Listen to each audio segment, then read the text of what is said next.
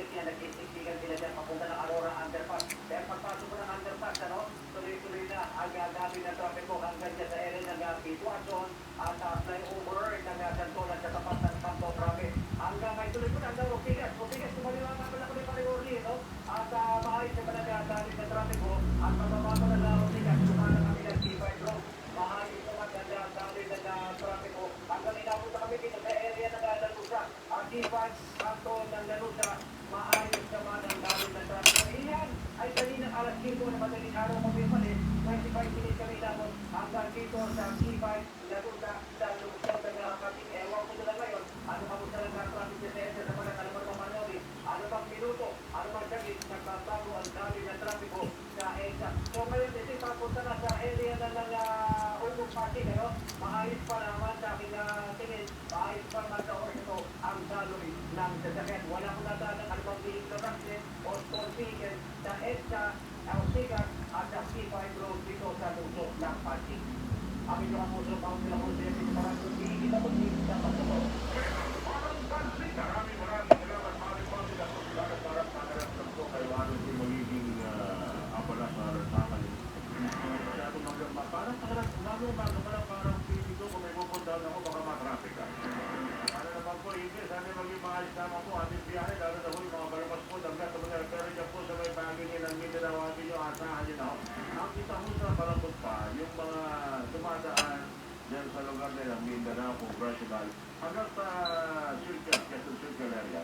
Sarado ko kasi yung North Avenue, yung papuntang na Quezon Circle. Sarado ko yun. Yung isang paano ko ng Quezon Memorial Circle, North Avenue. Meron po kasi construction po doon na MRT. So yung mga nasakyan po, yung mga dapat dito dumadaan, kung hindi sila makikipag-isikan sa Quezon Avenue, Congressional po ang daan po nila. Yan ang kanilang alternate route. Eh may distraction rin yan. Di pa paano na ngayon? Malamang may magkatungkol-tungkol yan. Hindi ko nga alam kung kailan matatapos yung ginagawa ko naman ang ginagawa din sa Maynard Avenue eh. Nag-present ka pa po yung mga kapusa. Pag sumala naman natin yung ating mga kaibigan, para di naman talaga may gumagawa, wala man daw sila laki. Sabi yung mga tapoy yan. Sabi yung tapoy project yan ng sa MRT o kung ano ba. Kaya ano sila nakikita sa ano lang ng North Avenue. Mga pwede pakibilis na kung pero may dapat pilisan po dyan sa North Avenue area. Kaya nakakatigsila ngayon sa may Quezon Avenue, yung iba sa Congressional Avenue, kaso may distributura dyan, may disgrasya naman. Mga kaistado, ating mga kapuso, mga motorista, nakahal.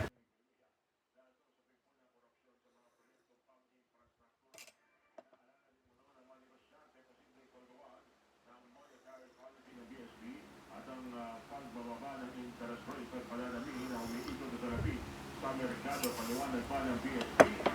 Merkado nagigita sa exchange rate kung masok po sila sa foreign exchange. Ito para hindi sumipa ang inflation o pagtas ng presyo ng mga bilihin at mga servisyo. Sa kabila po ito na hindi suportado ang piso na mababa na inflation, mga reforma at masiglang ekonomiya tulad ng pagpasok ng mga OFW remittances at kita mula sa business, process outsourcing at sa turismo. Mga kapuso, pera manong pansik! Ito naman tayo, talagang malaki yung balati, pasapasado natin, pasapluso natin. Yan po sa pinayan ng flash control, pero siguro BSP, meron tayo pwede tuloy. Marami kayo maaaring mapulot na aral dito po sa nangyari flash control tulad po na parang napakadali kumuha ng pera ng gobyerno. O parang pala dito ka ng dahil parang ganun lang kadali.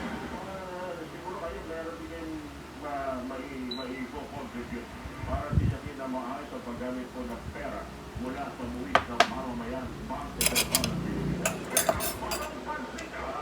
Siguro mga isang mahalagang po sila. Ating gusto malaman sa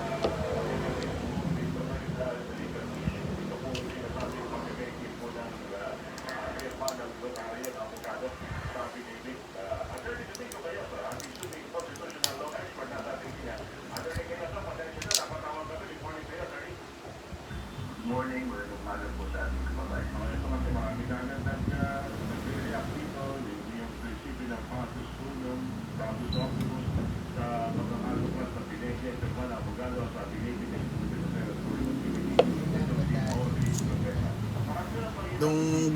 ano po, ngayon gising na ho ngayon. Pero nung gumising ho ko, tulog pa ho silang dalawa.